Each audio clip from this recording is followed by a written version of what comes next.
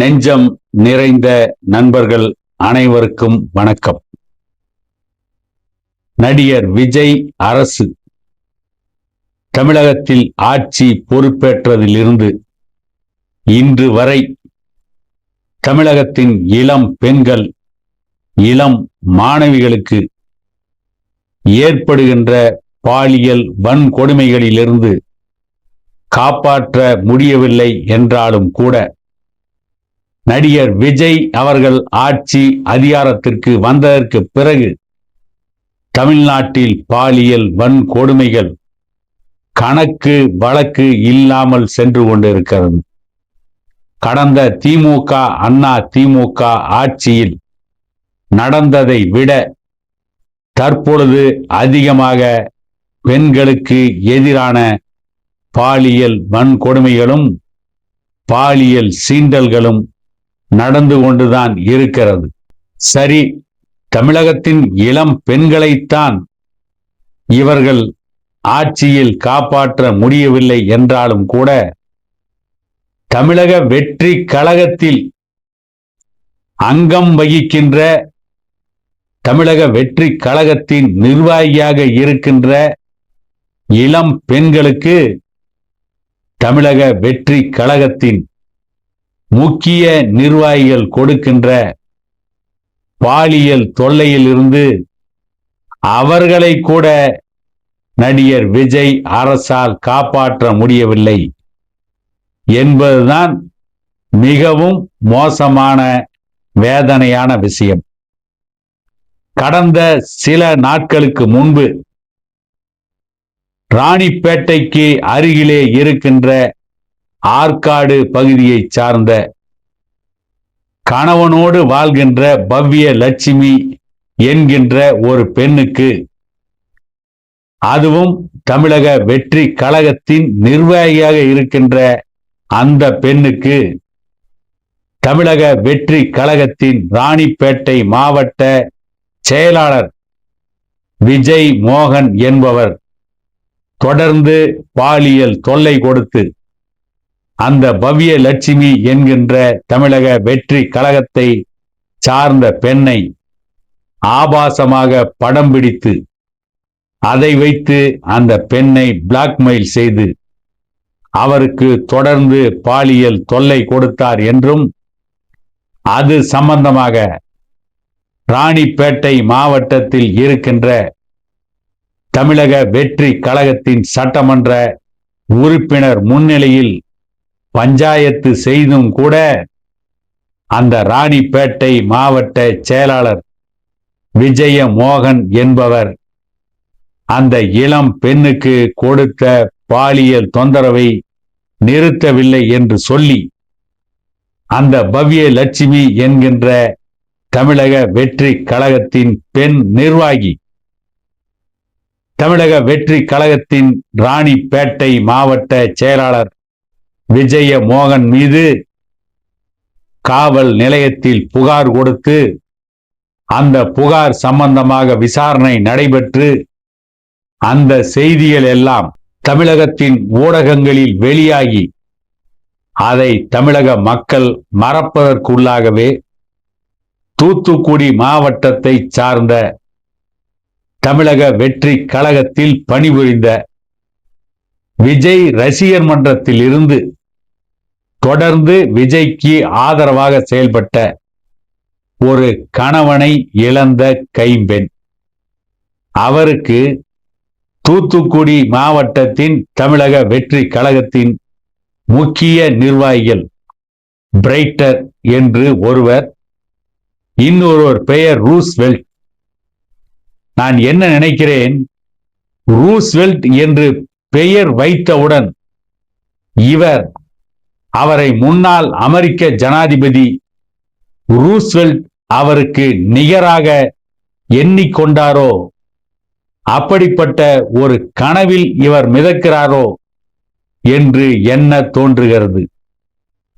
இந்த brighter, Roosevelt ஆகிய இருவரும் அந்த தமிழக வெற்றி கழகத்தின் பெண் நிர்வாகியிடம் மாவட்ட அளவில் தமிழக வெற்றி கழகத்தில் மாவட்ட செயலாளராக, மாவட்ட செயலாளருக்கு நிகராக இருக்கின்ற நிர்வாகிகளை அனுசரித்து போக வேண்டும், அவர்களை சந்தோஷப்படுத்த வேண்டும், அவர்களை குசிப்படுத்த வேண்டும். அப்படி இருந்தால்தான் மகளிர் அணியில் அந்த பாதிக்கப்பட்ட பெண்ணுக்கு முக்கிய பொறுப்புகளை கொடுப்போம் என்று கணவனை இழந்த அந்த விதவை பெண்ணை, அந்த கைம்பெண்ணை பிளாக்மெயில் செய்திருக்கிறார்கள். இது சம்பந்தமாக அந்த பெண் தமிழக வெற்றி கழகம் ஆட்சிக்கு வந்ததற்கு பிறகு அமைச்சராக பொறுப்பேற்ற ஸ்ரீநாத் என்பவரிடமும் புகார் செய்திருக்கிறார். அப்பொழுதும் இந்த பெண்ணுக்கு நியாயம் கிடைக்கவில்லை. இந்த ஸ்ரீநாத் என்பவர் எவ்வளவு பெரிய திறமை மிக்க அமைச்சர் என்பதையும் இந்த இடத்தில் நாம் குறிப்பிட்டே ஆக வேண்டும். அதாவது மீனவர் பிரச்சனையை பற்றி கேள்வி கேட்டால், அதுவும் தூத்துக்குடி சம்பந்தமாக கேள்வி கேட்டால், நான் இப்பொழுது திருச்செந்தூரில் இருக்கிறேன், தூத்துக்குடியில் இருக்கும் பொழுது அந்த கேள்வியை கேளுங்கள் என்று சொல்கிறார். அவர் பொறுப்பு வகிக்கின்ற இலாக்கா மீன்வளத்துறை. அந்த மீன்வளத்துறையை பற்றி எங்கு கேள்வி கேட்டால் என்ன, உடனே பதில் சொல்ல தெரிந்திருக்க வேண்டும். அது கூட தெரியாத இந்த ஸ்ரீநாத் என்பவர் தமிழக வெற்றி கழகத்தின் ஒரு தற்கூரி அமைச்சர். இவர் அமைச்சர் பதவியில் இருக்கிறார் என்பதால் இந்த தமிழக வெற்றி கழகத்தின் நிர்வாகி பிரைட்டர் மற்றும் ரூஸ்வெல்ட் இருவரை பற்றி அவரிடம் இந்த பெண் புகார் கொடுத்திருக்கிறார். அப்பொழுதும் இந்த பெண்ணுக்கு நீதி கிடைக்கவில்லை. இரவு நேரங்களில் தமிழக வெற்றி கழகத்தை சார்ந்த கணவனை இழந்த அந்த கைம்பெண்ணுக்கு வாட்ஸ்அப்பில் ஆபாச செய்திகளை அனுப்புவதும், ஆபாச புகைப்படங்களை அனுப்பி அந்த பெண்ணுக்கு பாலியல் சீண்டல்களை கொடுப்பதையும் இந்த பிரைட்டர், ரூஸ்வெல்ட் இருவரும் செய்திருக்கிறார்கள். அது அந்த பெண்ணுடைய கைபேசியில் பதிவு செய்யப்பட்டு இருக்கிறது. அந்த பெண் இவர்கள் இருவரை பற்றியும் காவல் நிலையத்தில் புகார் கொடுப்பேன் என்று சொன்ன காரணத்தால் கூலிப்படையை சார்ந்த இருவரை அனுப்பி அந்த பெண்ணிடம் இருந்த கைபேசியை, மொபைல் போனை பறித்து சென்று விட்டார்கள், கொள்ளையடித்து விட்டார்கள். அதற்கு பிறகுதான் அந்த பெண் காவல் நிலையத்தில் புகார் கொடுத்திருக்கிறார். அந்த பெண் கொடுத்த புகாரின் பேரில் கூலிப்படையை சார்ந்த இருவர் கைது செய்யப்பட்டிருக்கிறார்கள். அவர்களிடம் இருந்த கைபேசி எங்கே என்று இப்பொழுது விசாரணை நடைபெற்று கொண்டிருக்கிறது. எங்கே போய்க் கொண்டிருக்கிறது தமிழகம்? தமிழக வெற்றி கழகத்தில் அங்கம் வகிக்கின்ற பெண்களையே தமிழக வெற்றி கழக ஆட்சியால் பாதுகாக்க முடியவில்லை என்று சொன்னால் இவர்கள் தமிழகத்தின் பெண்களை எப்படி காப்பாற்றுவார்கள்? இவர்கள் எப்படி தமிழகத்தில் சட்டம் ஒழுங்கை காப்பாற்றுவார்கள்? தமிழக வெற்றி கழகத்தில் இருக்கின்ற பெண்களுக்கே பாலியல் வன்கொடுமைகள். கோவை பொறியியல் கல்லூரியில், தனியார் பொறியியல் கல்லூரியில் படித்துக் கொண்டிருந்த மாணவர் சக மாணவர்களாலேயே கொலை செய்யப்படுகின்ற அவலம் கோவை மாவட்டத்தில் தொடர்ந்து கொலை, கொள்ளைகள், தமிழகத்தின் பல பகுதிகளிலும் தொடர்ந்து கிரிமினல் நடவடிக்கைகள். இப்படியே போய்க் கொண்டிருந்தால் தமிழகத்தை ஆண்டவனால் கூட காப்பாற்ற முடியாது என்று சொல்லக்கூடிய நிலைதான் வரும்.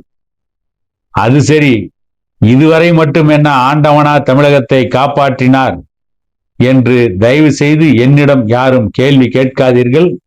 அந்த கேள்விக்கு என்னிடம் பதில் இல்லை. இதற்கு முன்பு இருந்த ஆட்சிகளிலாவது ஒரு அளவிற்கேனும் சட்டம் ஒழுங்கு காப்பாற்றப்பட்டது. ஆனால் தமிழக வெற்றி கழகம் ஆட்சிக்கு வந்ததற்கு பிறகு தமிழகத்தின் சட்டம் ஒழுங்கு சந்தி சிரிக்கிறது.